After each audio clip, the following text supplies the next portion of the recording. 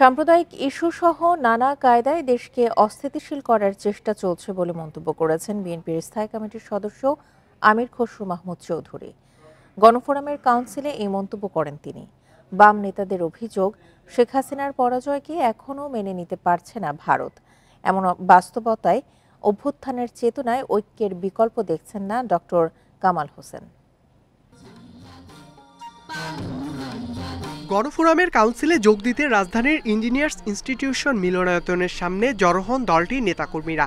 যোগ দেন বিএনপি, বিপ্লবী workers party সহ বিভিন্ন রাজনৈতিক দলের নেতারাও। এবারের কাউন্সিল উদ্বোধন করেন জুলাই আন্দোলনে নিহত রেসিডেন্সিয়াল কলেজের ছাত্র ফারহানুলের বাবা শহীদুল ইসলাম। সাম্প্রতিক ইস্যুর প্রসঙ্গ টেনে বিএনপি নেতা আমির খসরু বলেন, নানা কায়দায় অস্থিতিশীলতা তৈরির চেষ্টা চলছে। ধর্মীয় সংগঠনগুলোর দাবি খতিয়ে দেখারও আহ্বান তার। সাম্প্রতিক সম্প্রীতির যে সমস্যা বাংলাদেশে আছে সেটা হচ্ছে ব্যতিক্রম, কিন্তু এইটাকে যেইভাবে দেখানো হচ্ছে এবং যেইভাবে দেখিয়ে বাংলাদেশে অস্থিরতা সৃষ্টি করার চেষ্টা করছে সেটা তো বাংলাদেশ নয়। বাম নেতাদের মতে দাঙ্গা সৃষ্টির ষড়যন্ত্রের বিরুদ্ধে ধৈর্যের পরিচয় দিয়েছে জনগণ। শেখ হাসিনার পরাজয় মোদি যেন নিজের পরাজয় হিসেবে নিয়েছেন। সাম্প্রদায়িক দাঙ্গা লাগানোর একটা আয়োজন ছিল। চট্টগ্রামের মানুষ, দেশব্যাপী মানুষ যে অসাধারণ ধৈর্য, ধর্মীয় সম্প্রীতির তারা পরিচয় দিয়ে আবার আমরা আরেকটা ঐক্যের পরিচয় দিয়েছি। উচিত ছিল বরঞ্চ দিল্লি, কলকাতার আমার দূতাবাসকে ফুল নিয়ে যাওয়া, তার পরিবর্তে তারা সেখানে ভাঙচুর করেছে। ভারত সরকারকে বলতে চাই, বিশ্বজিৎকে যখন হত্যা করা হয়েছিল ঢাকার কোর্টের সামনে, তখন তো তোমরা তোলপাড় করো নাই। এমন বাস্তবতায় বিভেদ কাম্য নয় বলে মন্তব্য গণফোরামের সভাপতি ডক্টর কামালের। অভ্যুত্থানের চেতনায় ঐক্য ধরে রাখার আহ্বান জানান তিনি। এই ঐক্য না হওয়াতে আমাদের অনেক ক্ষতি হয়েছে অতীতে। এবার যেন যে ঐক্য আমরা গড়ে তুলতে পেরেছি এটাকে আমরা সুসংগত করে আমাদের যে ঘোষিত লক্ষ্যগুলো আমরা যেন অর্জন করতে পারি। দ্রুত নির্বাচন আয়োজনে সরকারকে সব ধরনের সহযোগিতার আশ্বাস দেন দলটির নেতাকর্মীরা। ইকরামুল কবির, ইন্ডিপেন্ডেন্ট নিউজ, ঢাকা।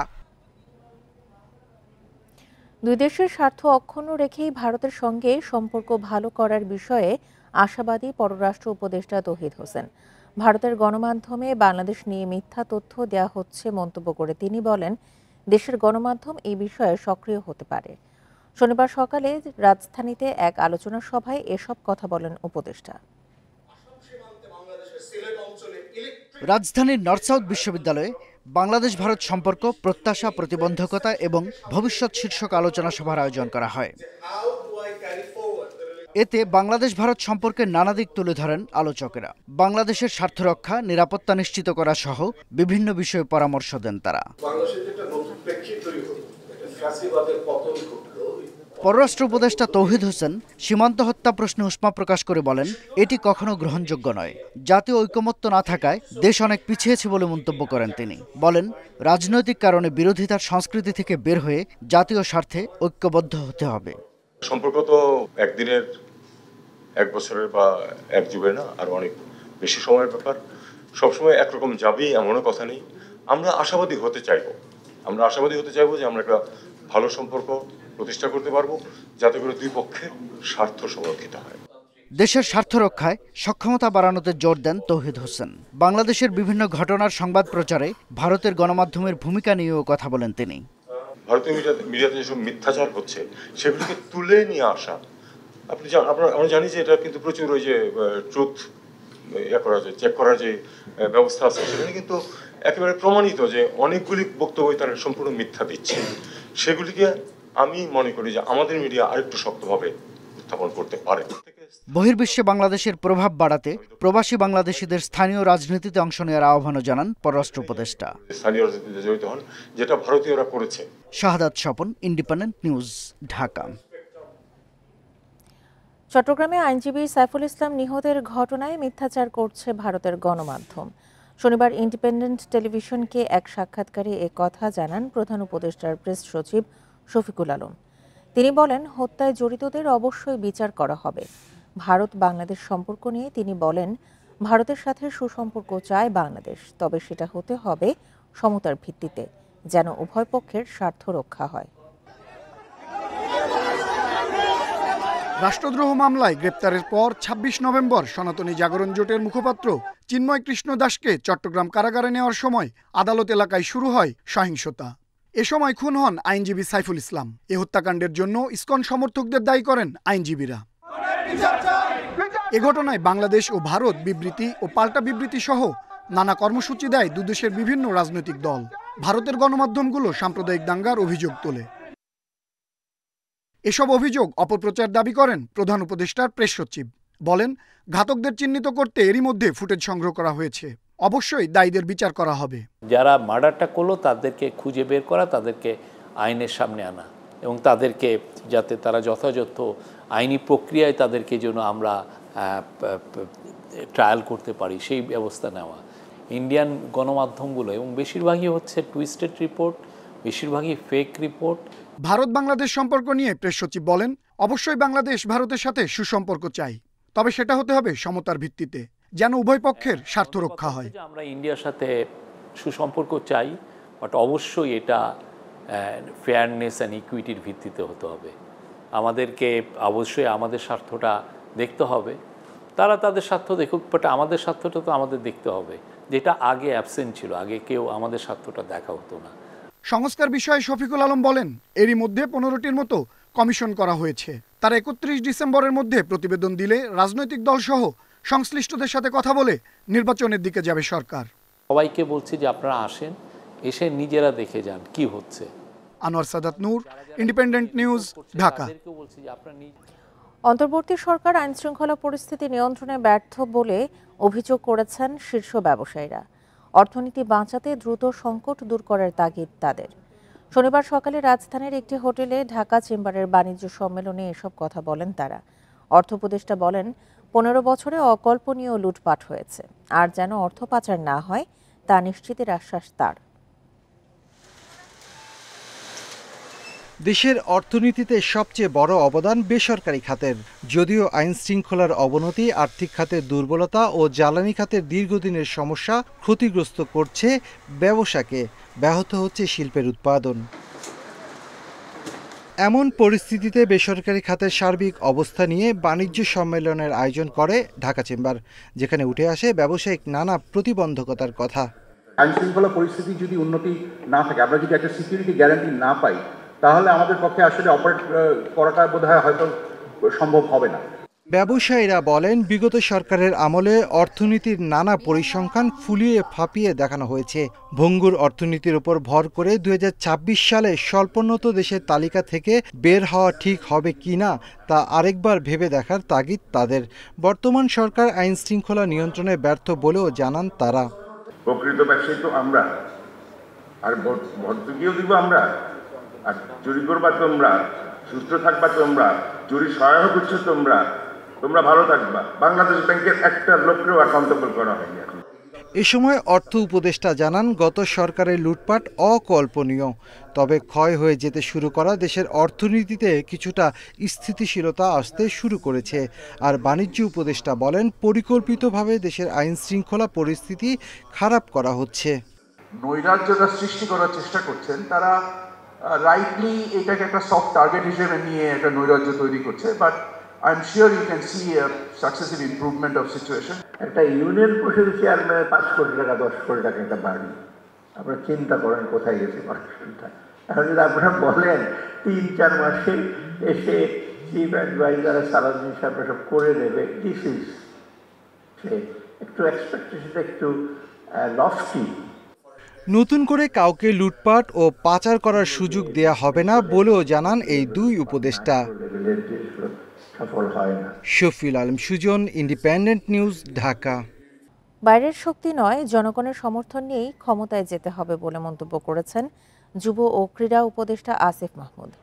শনিবার বিকেলে কুমিল্লার মুরাদনগরে দুর্গারাম সরকারি উচ্চ বিদ্যালয়ে দেয়া সংবর্ধনায় তিনি এই কথা বলেন।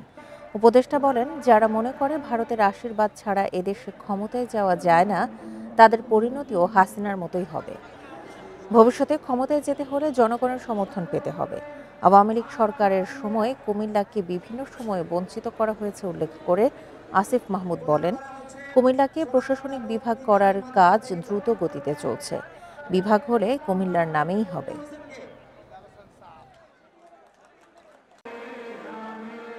শেখ হাসিনার থেকে বেশি কারো প্রতি ভারতের বেশি আশীর্বাদ ছিল না।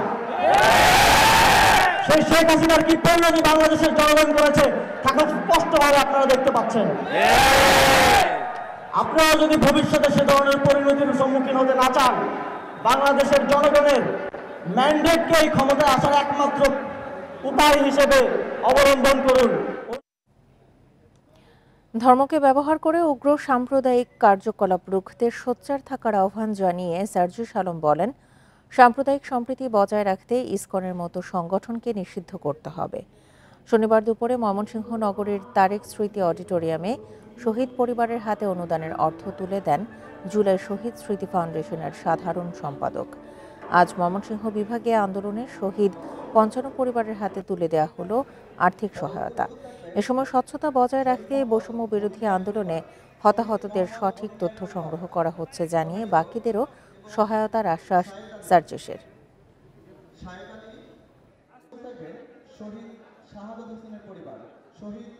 রয়েছে যারা ধর্মকে ব্যবহার করে মানুষের ভিতরে এরকম সাম্প্রদায়িক সংঘাত ঘটাতে চায় এবং দেশে একটি অস্থিতিশীল পরিবেশ তৈরি করতে চায়, সে সকল উগ্রবাদী সংগঠনকে যেন নিষিদ্ধ করা হয়।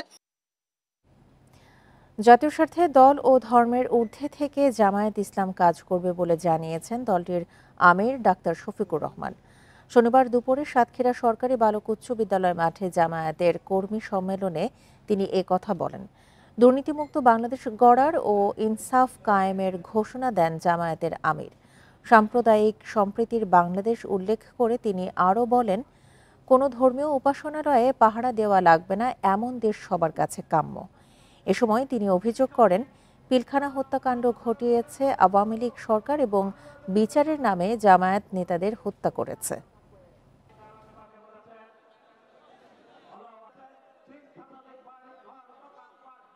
জাতীয় স্বার্থে দল এবং ধর্মের ঊর্ধ্বে উঠে আমরা থাকবো। আমরা এমন একটি দেশ চাই যে দেশে মসজিদও পাহারা দেওয়ার প্রয়োজন হবে না, মন্দির এবং মঠও পাহারা দেওয়ার দরকার হবে না, গির্জাও পাহারা দেওয়া লাগবে না। সকল ধর্মের লোকেরা তাদের আপন আপন ধর্ম তাদের মতো করে শান্তিতে নিরাপত্তার সাথে তারা পালন করবে। ডিবি কার্যালয় থেকে ছাড়া পেয়েছেন সাংবাদিক মুন্নি সাহা।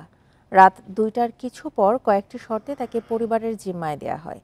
এর আগে ডিবি থেকে জানানো হয় তাকে আটক বা গ্রেপ্তার করা হয়নি, নিরাপত্তার স্বার্থে ডিবিতে নেওয়া হয়েছে। শনিবার রাতে রাজধানীর কারওয়ান বাজার থেকে তেজগাঁও থানা পুলিশ উদ্ধার করে ডিবির হেফাজতে দেয় মুন্নি সাহাকে। রাত 10:15টার দিকে কারওয়ান বাজার থেকে বাসায় যাওয়ার পথে মুন্নি সাহাকে ঘিরে রাখেন কিছু লোকজন। এ সময় উত্তেজনাকর পরিস্থিতি তৈরি হয়। কিছুক্ষণ পর পুলিশ ঘটনাস্থলে গিয়ে উদ্ধার করে মুন্নি সাহাকে। এর আগে গত 6 অক্টোবর মুন্নি সাহার সব ধরনের ব্যাংক হিসাবের তথ্য চায় ফিনান্সিয়াল ইন্টেলিজেন্স ইউনিট। চিঠিতে মুন্নি সাহার আমানত, ঋণ, credit card, foreign trade exchange, locker ও অফশোর ব্যাংকিংয়ের তথ্য চাওয়া হয়।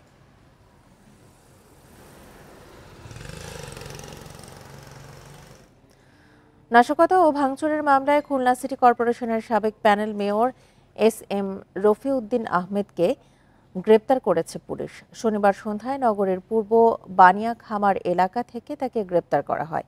গ্রেপ্তার রফিউদ্দিন খুলনার 27 নম্বর ওয়ার্ডের সাবেক কাউন্সিলর। তিনি সাবেক সেনাপ্রধান অবসরপ্রাপ্ত জেনারেল SM শফিউদ্দিন আহমেদের বড় ভাই। পুলিশ জানায়, গোপন খবরের ভিত্তিতে বাড়ির সামনে থেকে রফিউদ্দিনকে গ্রেপ্তার করা হয়।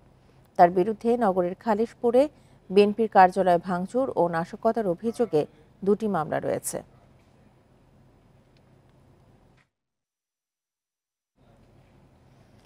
গত 15 বছরে বিদেশে পাচার হওয়া টাকা ফেরত আনা সম্ভব বলে মনে করেন বিশেষজ্ঞরা। এই লক্ষ্যে একটি উচ্চ ক্ষমতা সম্পন্ন কমিশনও গঠন করা হয়েছে। এরা সাবেক ভূমিমন্ত্রী সাইফুজ্জামান চৌধুরী ও S আলম সহ 9টি প্রতিষ্ঠানের পাচার নিয়ে কাজ করছে। টিআইবি বলছে, বর্তমান সরকার চাইলে অর্থ পাচার বন্ধ করা ও টাকা ফেরানো সম্ভব। এইগুলোকে নিয়ে এসে সিস্টেমে নিয়ে আসতে পারি, অবশ্যই দুর্নীতি কমবে না। কারণ আমরা তো আওয়ামী লীগ নেতাদের বিরুদ্ধে বিপুল পরিমাণ অর্থ পাচারের অভিযোগ। টিআইবির হিসেবে গত 15 বছরে পাচার হয়েছে 28 লাখ কোটি টাকা। তথ্য আছে ভারত, যুক্তরাজ্য, যুক্তরাষ্ট্র, কানাডা, অস্ট্রেলিয়া ও মধ্যপ্রাচ্যের কয়েকটি দেশে পাচার হয়েছে বেশি। দুর্নীতি বিশ্লেষকরা বলছেন, এক সময় হুন্ডিই ছিল পাচারের প্রধান মাধ্যম, কিন্তু গত 15 বছরে বড় অঙ্কের টাকা পাচার হয়েছে আমদানি রপ্তানির আড়ালে। টিআইবির অভিযোগ, সরকারের যোগসাজশে হয়েছে এসব দুর্নীতি। ইউকের সহায়তায় সংগ্রহ করে আমরা দুদকে হস্তান্তর করেছি।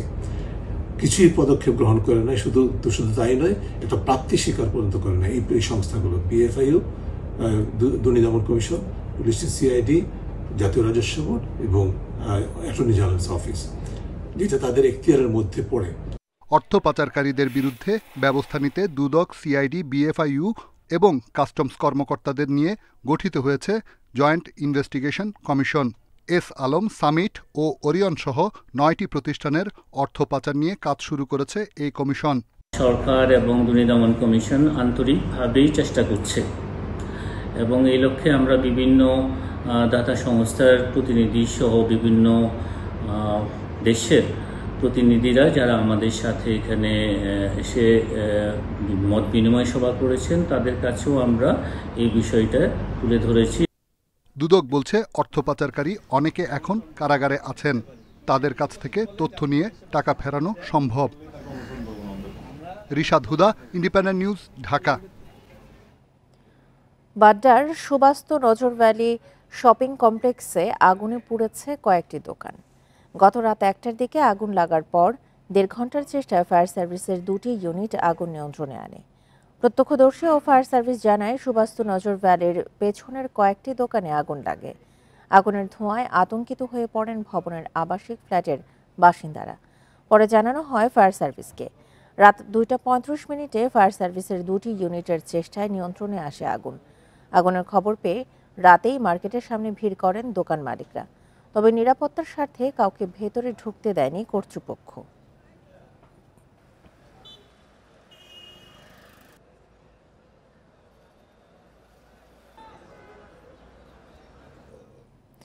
চট্টগ্রামের বাজারে বোতলজাত সয়াবিন তেলের সংকট আরও বেড়েছে। ব্যবসায়ীরা বলছেন, সরবরাহ কমার পাশাপাশি বিপণন প্রতিষ্ঠানগুলো নানা পণ্য কেনার শর্ত জুড়ে দিচ্ছে। এতে বাজারে তৈরি হচ্ছে কৃত্রিম সংকট।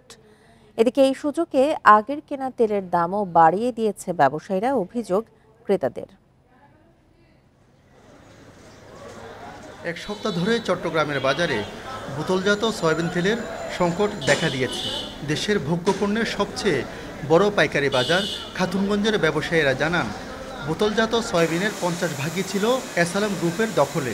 তাদের কারখানা বন্ধ থাকায় সরবরাহ কমেছে বোতলজাত সয়াবিনের।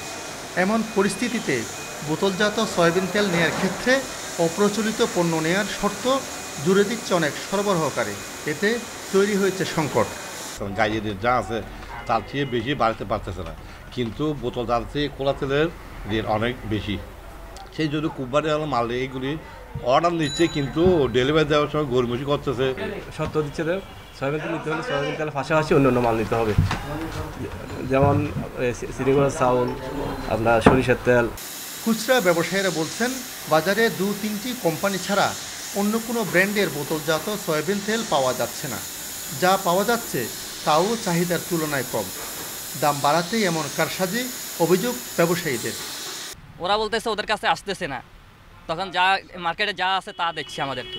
বোতলজাত যে পণ্য সেটির দাম বাড়ানো হয়নি, যার কারণে আমি ব্যক্তিগতভাবে মনে করছি যে সেই কারণে হয়তো বা মিলাররা যে বোতলজাত যে পণ্যটি সেটি বা তেলটি সেটি তারা বাজারজাত করছেন না। এদিকে কৃত্রিম সংকট তৈরি করে দাম বাড়িয়ে দেওয়ার অভিযোগ ক্রেতাদের। পাশাপাশি একজনে হাফ লিটার চেয়েছিল, ওইটি পাইনি, 1 লিটার চেয়েছে পাইনি। দোকানে না রেখে রাখে ঘরে রেখে এটা সঙ্গে সৃষ্টিকের দাম বাড়ায়। সম্প্রতি বোতলজাত সয়াবিন তেলের সংকট মোকাবেলায় মূল্য সংযোজন কর 10 থেকে কমিয়ে 5% করা হয়েছে। তবে বাজারে এর তেমন প্রভাব পড়েনি দাবি ক্রেতাদের। আলমগীর সবুজ, ইন্ডিপেন্ডেন্ট নিউজ, চট্টগ্রাম। গাজীপুরে বাস চাপায় পোশাক কারখানার নিরাপত্তা কর্মী নিহতের ঘটনায় 4টি বাসে আগুন দিয়েছে শ্রমিকরা। শনিবার রাতে ঢাকা ময়মনসিংহ মহাসড়কের তারগাছ এলাকায় এই ঘটনা ঘটে। পুলিশ জানায়, অনন্ত ক্যাজুয়াল গার্মেন্টসের নিরাপত্তা কর্মী মুন্না রাস্তা পার হচ্ছিলেন। এ সময় গাজীপুর থেকে ঢাকাগামী আজমির পরিবহনের একটি বাস চাপা দিলে ঘটনাস্থলেই তার মৃত্যু হয়। এতে শ্রমিকরা উত্তেজিত হয়ে ঢাকা ময়মনসিংহ মহাসড়ক অবরোধ করেন, আগুন দেন 4টি বাসে। এ সময় মহাসড়কের দুই পাশেই যান চলাচল বন্ধ হয়ে যায়। পরে পুলিশ ঘটনাস্থলে গিয়ে পরিস্থিতি নিয়ন্ত্রণে আনে। 1 ঘন্টা বন্ধ থাকার পর রাত 9টার দিকে যান চলাচল স্বাভাবিক হয়।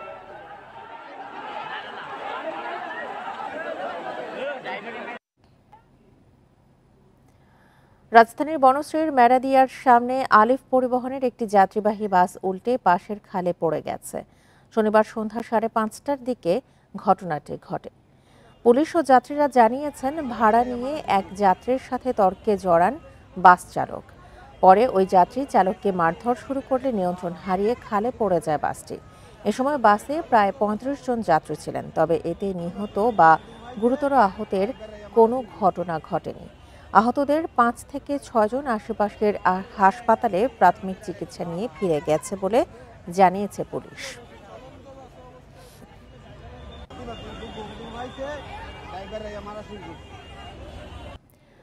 কক্সবাজারে বাড়ছে এইডস রোগীর সংখ্যা, যার বেশিরভাগই রোহিঙ্গা। স্বাস্থ্য সচেতনতার অভাবে এই রোগের হার বেড়েই চলেছে বলে মত দিয়েছেন চিকিৎসকরা। রোগ থেকে দূরে থাকতে রোহিঙ্গা জনগোষ্ঠীর মাঝে সচেতনতা বাড়ানোর কাজ চলছে বলে জানিয়েছে শরণার্থী ত্রাণ ও প্রত্যাবাসন কমিশনারের কার্যালয়। গেল 10 বছরে কক্সবাজারে এইডস রোগে আক্রান্ত হয়েছেন 1132 জন। এর মাঝে 964 জন রোহিঙ্গা। গত 1 বছরের হিসেবেও রোহিঙ্গা জনগোষ্ঠী বেশি ঝুঁকিতে। এ সময়ে এইডসে আক্রান্ত হয়েছেন 145 রোহিঙ্গা সহ 177 জন। তাদের মধ্যে জন্মগতভাবে এ রোগে আক্রান্ত হয়েছে 25 শিশু আর গর্ভবতী নারী আছেন 11 জন। আমার শরীরে এই জীবাণু পাওয়া গেছে। আমি কক্সবাজার সদর হাসপাতালে চিকিৎসা করছি। রোহিঙ্গাদের মধ্যে স্বাস্থ্য সচেতনতার অভাবে জেলায় এই রোগ দিন দিন বাড়ছে বলে অভিমত শরণার্থী ত্রাণ প্রত্যাবাসন কমিশনার কার্যালয়ের চিকিৎসা সমন্বয়কের।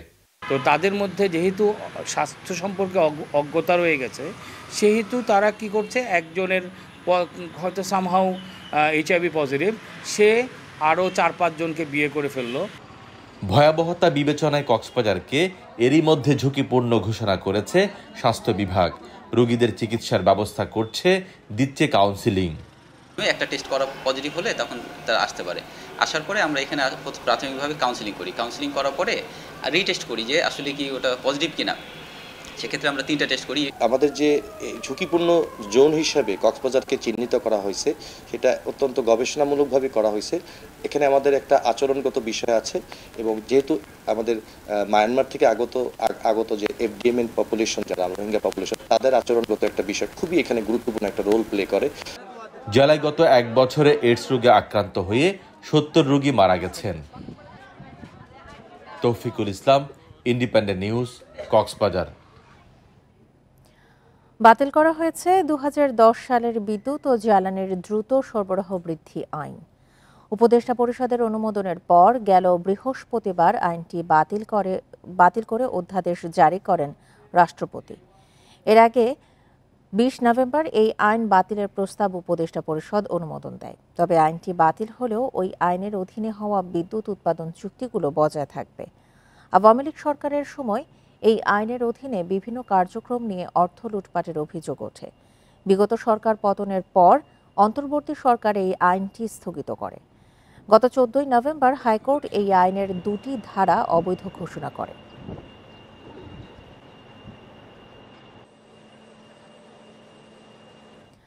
আওয়ামী লীগের আমলে কাগজপত্র ছাড়াই এসালমের মতো প্রতিষ্ঠানগুলোকে ঋণ দেয়া হয়েছে। সে কারণে নবায়নযোগ্য জ্বালানি খাত আগায়নি বলে মন্তব্য করেছেন জ্বালানি উপদেষ্টা ফজল কবির খান। শনিবার রাজধানীর পল্টনে এক সেমিনারে কথা বলেন তিনি। নবায়নযোগ্য জ্বালানি নীতি তৈরির কাজ চলছে বলেও জানান উপদেষ্টা। জবাব দিয়েছেন নবায়নযোগ্য জ্বালানি খাতে আর্থিক প্রতিষ্ঠানের ভূমিকা নিয়ে সেমিনারের আয়োজন করে ইকোনমিক রিপোর্টার্স ফোরাম। এতে উঠে আসে জ্বালানি খাতের চ্যালেঞ্জ ও সম্ভাবনা চিত্র। সেমিনারে জ্বালানি উপদেষ্টা অভিযোগ করেন, বিগত সময়ে বেআইনিভাবে অনেক প্রতিষ্ঠানকে ঋণ দেয়া হয়েছে, সম্পদ ও ভবিষ্যৎ সম্ভাবনা দেখা হয়নি, তাই নবায়নযোগ্য জ্বালানি খাত বিকশিত হয়নি।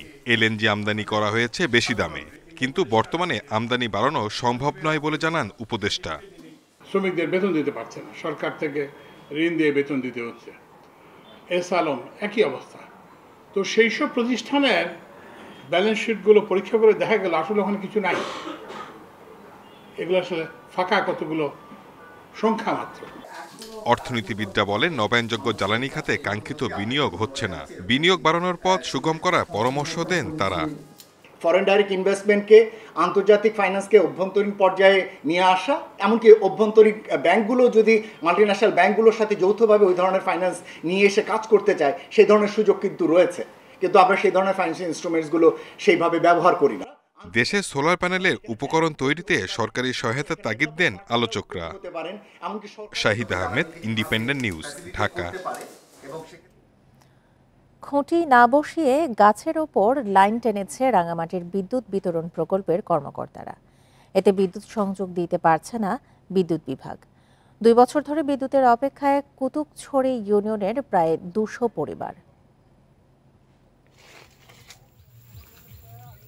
2019 সালের জুনে রাঙামাটি সদর উপজেলার কুতুকছড়ি ইউনিয়নে বিদ্যুতের খুঁটি বসানোর কাজ শুরু হয়। তবে 2022 সালের জুনে খুঁটি না বসিয়ে গাছের উপর দিয়ে লাইন টেনে শেষ করা হয় প্রকল্প। স্থানীয়রা বলছে, পুটিখালী সহ আশেপাশের গ্রাম দুর্গম হওয়ার সুযোগে খুঁটি না দিয়ে গাছের উপর দিয়ে বিদ্যুতের লাইন টানা হয়েছে। এতে সংযোগ দিতে পারছে না বিদ্যুৎ বিভাগ। আজকে 2 বছর হলো কারেন্ট পাওয়ার জন্য বলছিল, এখন তো কারেন্ট তো আসে নাই। কারেন্ট তার মানে 2 বছর হলো, মানে গাছের থম দিয়ে এখনো আমার কারেন্টও নাই, কিছু নাই। জনপ্রতিনিধিরা বলছেন, 3 গ্রাম থেকে 6 লাখ টাকা নিলেও সংযোগ না দিয়ে লাপাত্তা ঠিকাদার সহ বিদ্যুৎ বিভাগের কর্মকর্তারা। শ্রমও দিছে এবং টাকাও দিছে, কিন্তু টাকা দেওয়ার পরে এরা কিন্তু বিদ্যুৎ পায় নাই। আমি আশা রাখবো সরকারের কাছে দ্রুত যেন 9 নম্বর ওয়ার্ডের পাড়াগুলো যেন কারেন্ট পায়। ঠিকাদারি প্রতিষ্ঠানের দাবি, 2টি গ্রামে বিদ্যুৎ সরবরাহ দিতে বরাদ্দ দেয়া হয়েছিল। তবে স্থানীয় ইপি সদস্য 4টি গ্রামে বিদ্যুৎ সরবরাহ চাওয়ায় প্রকল্প বাস্তবায়ন করা যায়নি। তো বিদ্যুৎ তো একটা সিস্টেম আছে, খুঁটি টু খুঁটি নিতে হবে, তাই না? উনি খুঁটি টু খুঁটি না নিয়ে উনি ওই যেদিকে গাছ করছে ওইদিকে গাছ দিয়ে লাইন নিয়ে এসে, যেদিকে বাস করছে ওইদিকে বাস দিয়ে লাইন নিয়ে এসে, এটা আসলে আমাদের কিছু না। অনিয়ম হলে খতিয়ে দেখা হবে জানিয়ে কর্তৃপক্ষ বলছে, বিদ্যুৎ সংযোগ পেতে এলাকাবাসীর থেকে আবারও আবেদন চাওয়া হয়েছে। কি প্যানেল ওখানে লাইন করা আছে, ওখানে মানে মানুষজনের আবেদন ছিল না, গ্রাহক ছিল না, মনে সংযোগ দেয় নাই আগে। এখন ওরা আবেদন করলে আমরা সংযোগ দেবো। লাইনটা মেনটেন্স করা লাগবে, লাইনটা অনেকদিন ছিল তো, মেনটেন্স করে চালু করতে হবে। বিদ্যুতের খুঁটি বসানোর প্রকল্পের জন্য বরাদ্দ দেওয়া হয়েছিল 32 লাখ টাকা। Independent news. সুনামগঞ্জের তাহিরপুরে বিকল্প ব্যবস্থা না করে স্কুলের নতুন ভবন নির্মাণ করায় ব্যাহত হচ্ছে শিক্ষা কার্যক্রম। পরিত্যক্ত টিনশেড ভবনে নানা দুর্ভোগ নিয়ে চলছে শিক্ষার্থীদের লেখাপড়া। 1 বছরের বেশি সময় পেরিয়ে গেলেও নতুন ভবনের কাজ দৃশ্যমান হয়নি। সুনামগঞ্জের আনোয়ারপুর সরকারি প্রাথমিক বিদ্যালয়ের ভবন ভেঙে নতুন ভবন নির্মাণ করছে এলজিডি। এখন ছাত্রছাত্রীদের পাঠদান করা হচ্ছে উচ্চ বিদ্যালয়ের পরিত্যক্ত একটি টিনশেডে। পরিত্যক্ত ভবনে নানা সমস্যায় পড়তে হচ্ছে শিক্ষার্থীদের। নেই স্যানিটেশন ব্যবস্থা, বিদ্যুৎ সংযোগ না থাকায় দুর্ভোগ পোহাতে হয় গরমের সময়। তিনটি আছে না, তিনটির মধ্যে ফেরতি আছে, যের মধ্যে বৃষ্টি পড়ে, এই বৃষ্টির কারণের জন্য আমরা পড়তে পারি না ভালো মতনে। ক্লাস করতে তাদের অসুবিধা হয়। পাশে, আমি আগেও বলছি যে পাশে একটা টয়লেট আছে। জেলা প্রাথমিক শিক্ষা কর্মকর্তা জানিয়েছেন, স্কুল কর্তৃপক্ষকে না জানিয়েই কাজ শুরু করেছে এলজিডি। শিক্ষার্থীদের কথা চিন্তা করে অন্য জায়গায় পাঠদানের ব্যবস্থা করা হচ্ছে। স্কুল ম্যানেজিং কমিটি বা প্রধান শিক্ষকের কথা না বলে বিদ্যালয়ের পুরাতন ভবন ভেঙে ফেলার ফলেই এই সমস্যা তৈরি হয়েছে। তো আমরা খুব স্বল্পতম সময়ের মধ্যে আমরা পার্শ্ববর্তী হাই স্কুলের কোনো একটি ভবনে অথবা পার্শ্ববর্তী কোনো একটি বাড়িতে আমরা স্কুলের ব্যবস্থা করব। এদিকে আগামী 6 থেকে 7 মাসের মধ্যে স্কুল ভবনের কাজ শেষ করার কথা জানিয়েছে এলজিইডি। এখন কলাম কাস্টিং কাজ চলতেছে, তবে এই কাজটি আমি কনসার্ন উপজেলা সহকারী প্রকৌশলীর সাথে আলাপ করছি, গুরুত্ব সহকারে দেখার জন্য এই ব্যাপারে ঠিকাদার সাথে আমি কথা বলব, যাতে আগামী 6 থেকে 7 মাসের মধ্যে বিল্ডিংয়ের কাজটি দ্রুত শেষ করে দেয়। আনোয়ারপুর সরকারি প্রাথমিক বিদ্যালয়ের শিক্ষার্থী 350, শিক্ষক আছেন 7 জন। Independent news. আর ছিল এখনকার মতো ইন্ডিপেন্ডেন্ট সংবাদে। ইন্ডিপেন্ডেন্ট টেলিভিশনের সব খবর আরও বিস্তারিত জানতে চোখ রাখুন ফেসবুক, ইউটিউব এবং এক্সে। ধন্যবাদ সবাইকে, আমন্ত্রণ পরের আয়োজনে।